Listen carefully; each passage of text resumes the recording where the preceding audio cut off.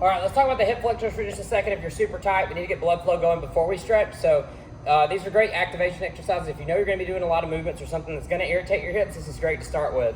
You can also roll into the stretches before movement. That's good too. But just be sure you're good and warm before you stretch. You're going to get a lot more out of it. The first one we've done before, it's a split lunge dip. So we're going to split the feet evenly.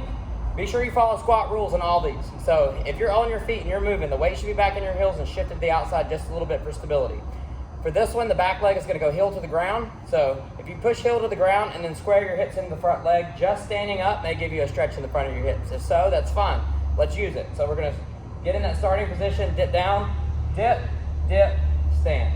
Back leg goes to the back heel goes to the floor, dip, dip, stand. Okay. Be sure you're straightening this front leg or this back leg out completely. That opens the hip up. Okay. So 5 to 8 each side there. If you can get to 10, that's great. But remember, we're not trying to fatigue anything here. We're just trying to turn it on. From that, we can progress. I have a plate here. My plate's uneven, so I have a board to go on top of the plate. Don't do this on anything uneven. It's going to require a lot of balance anyways. No reason to fight the balance in this movement any more than you have to. So find something smooth to stand on. You're going to balance on one foot. The plate, the foot that's on the plate is going to stay down, back in the heel, and shift it to the outside a little bit. This other leg we're going to hold straight out, point the heel, so I'm flexing my toe up towards my chest, and it's going to stay square with my hips. I'm going to bend this leg that's on the plate, go down to just off the floor, and then shoot back up, squeezing my glutes. Okay, so down, just off the floor, squeeze. Down, just off the floor, squeeze. Okay, we'll do both sides.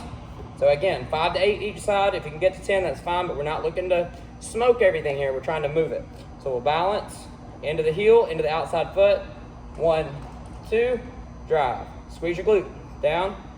1, 2, drive. Okay? So we got everything turned on. The next one I'm going to go through is more of a strengthening exercise.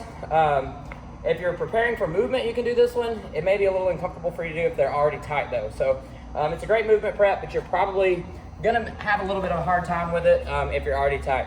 I've got a dumbbell. Plate's gonna be a little bit too wide. Something about a foot wide is gonna be great.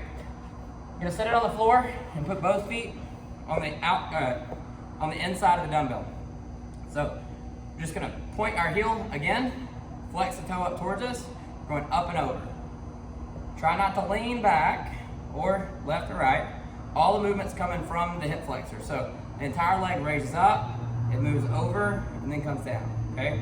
You can use this as a strengthening exercise by getting a little bit more of a strengthening exercise by getting a pause on top of the dumbbell. So if you come up, over, stop, into the other side, up, over, stop, into the inside, that's gonna build a lot of stability in the hips.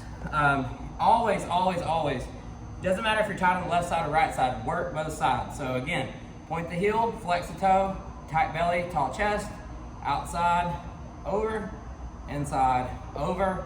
If you're gonna work it for strength, we can come up, stop, outside, over, up, stop, inside, over, okay? From those, we're gonna move for a few stretches. I'm gonna move over to the wall over here. You may want a pad or a towel or something to roll up to get underneath your foot or underneath your knee. I'll explain this a little bit more in a second, but we don't wanna crank on the stretches. We turned it on, you're gonna go to the point of stretch, hold, get what you can get out of it, come out of it, and then we'll progress forward from there. All right, so first stretch. We're actually gonna pulse in and out of this one too. So all of these have a little bit of movement in them. This is more of a stretch than an activation over there though. So I'm gonna take my leg, curl it up underneath me, and it's just gonna kind of lay to the outside. So, or lay to the inside, excuse me. The outside of your leg is in contact with the floor. So this is what it looks like from the front. That knee is right underneath this hip, okay? So I'm gonna turn to the side so you can see the glute. And what's gonna happen here is we're just gonna sit back and stretch that back leg as far out as you can get it. From here, I'm not leaning with my chest, so there's none of this going on. I'm rocking from the hip. So you're gonna rock your hip, tap the floor, and then come out. You're gonna do about 5 or 8 of those. It's all from the hips, okay? Not from the chest, not from the shoulders.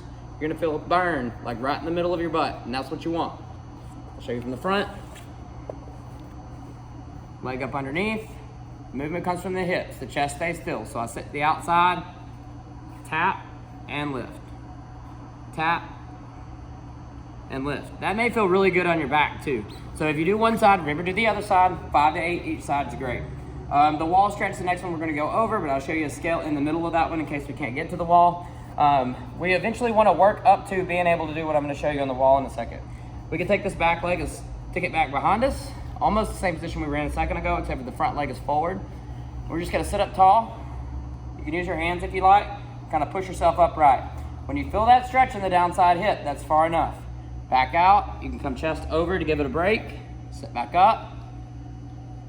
And I like to move in and out with this one with my breath, because it's just a good flow. Lets you relax a little bit too.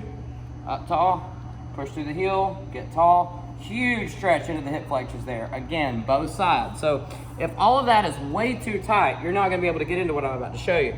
I've got a mat here, so I'll put my knee down on the mat, and the goal is to get my shin up against flat to the wall and my shoulder blades back as well. I'm a little tight. I'll do my best to get into that position, but at least give you an idea of what to look for. So if that mat is right underneath my knee, I'm gonna scoot my knee as close to the wall as I can.